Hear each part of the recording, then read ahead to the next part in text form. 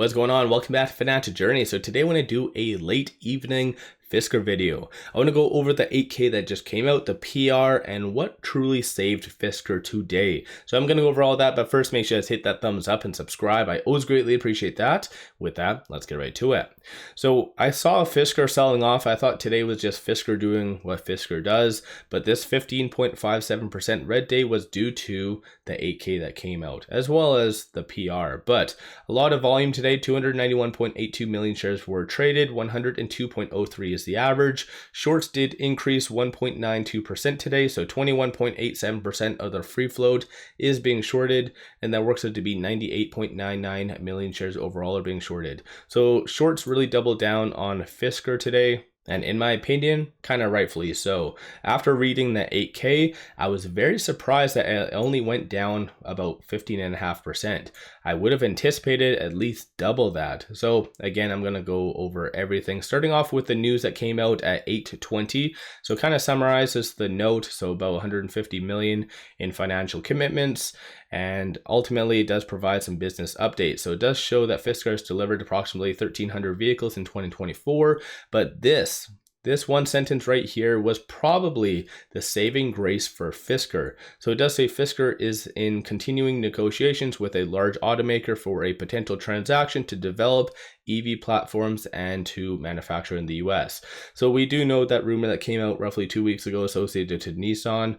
Fisker hasn't acknowledged anything other than the fact that they are in kind of negotiations right now. They have stated that they've kind of humored multiple different candidates over the last 6 months ultimately. So we don't know who it is, but we do know that Fisker needs them. And so with them putting out this hope that they are still continuing negotiations, kind of that is the saving grace, because without that, then Fisker probably is going to be in a world of pain, more than what already is going through. So starting off with this 8K, because like I said, the 8K definitely did have a lot of red flags. So this one sentence right here was very helpful. So ultimately, as you can kind of see, it does give a 10% discount for a 2024 note that is coming or maturing on July 31st, 2024.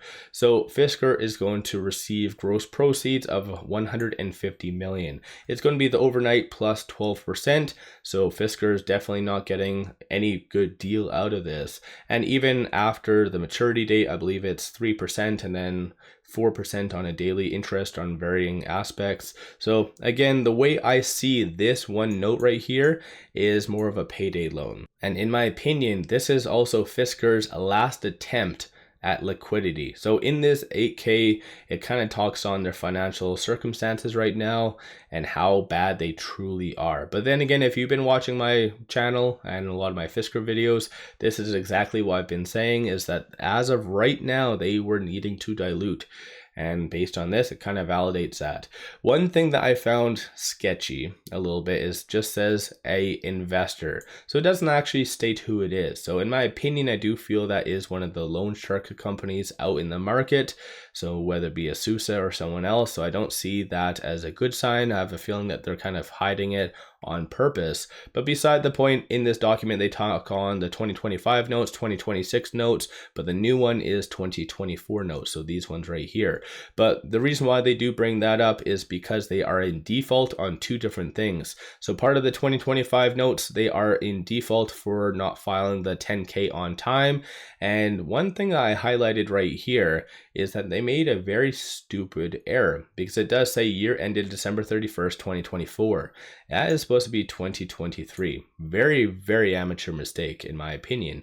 Beside the point though, part of the 2026 notes right here, they are in default because they did not make a required interest rate payment of 8.4 million on March 15th, 2024. And so Fisker defaulting on both of these is very bad because the holders are able to have a alternate conversion rate, and what it states right here. So more dilution, as bad as that sounds. But unfortunately, I wish that this was the worst of it. It actually does get worse from here.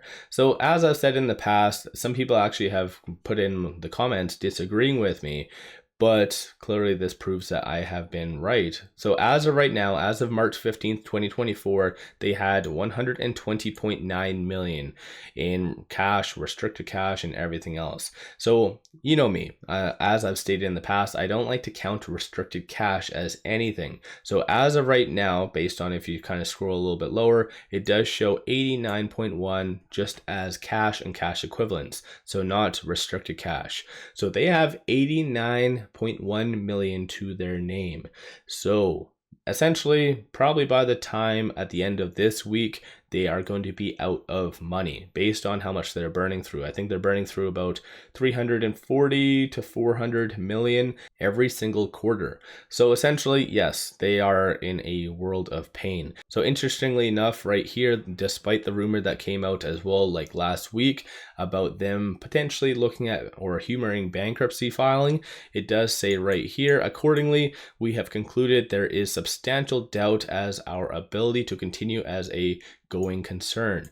So I found this very interesting, the fact that Fisker did kind of an interview discrediting and saying that they aren't filing bankruptcy, but everything in this document screams that they are within probably the next quarter to quarter and a half, maybe 2 quarters, because they don't have sufficient amount of cash. They can dilute, they do have a lot of room to dilute essentially. So as far as current investors, yeah, that's definitely really crappy, because your investment is going to be diluted to kingdom come.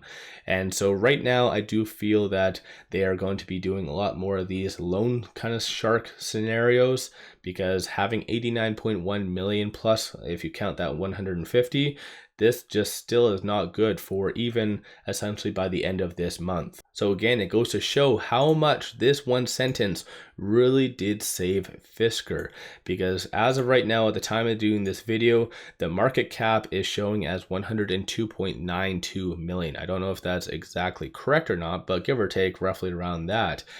Surprisingly, for a company that is citing that they can't actually go or continue on due to the cash that they do have, and based on, I guess, bankruptcy rumors and everything, you would assume that it would be a fraction of this, back down to maybe 20 million at the very best case scenario.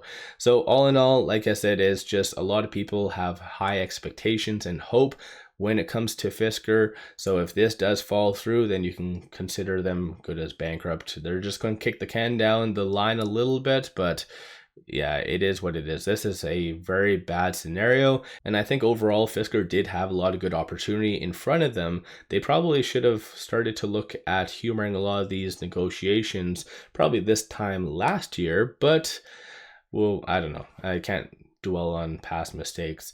So of course, under this channel, I like to give you the good, the bad, and the ugly. So let me know your thoughts, for instance, on this 8K and this 2024 note. Do you think that this is good, bad? Is there any aspects in this document that you particularly liked, or was there just more red flags? So what's your thoughts? Don't forget to hit that thumbs up and subscribe. I always greatly appreciate that. One final thing, even though Fisker is doing whatever the hell Fisker does, take advantage of this promo. Simply sign up for an account with 𝗪𝗧𝗛, throw $100 at it, and you get 5 free stocks. Each stock is valued up to $2,000. Take advantage of this. With that said, appreciate all of you watching.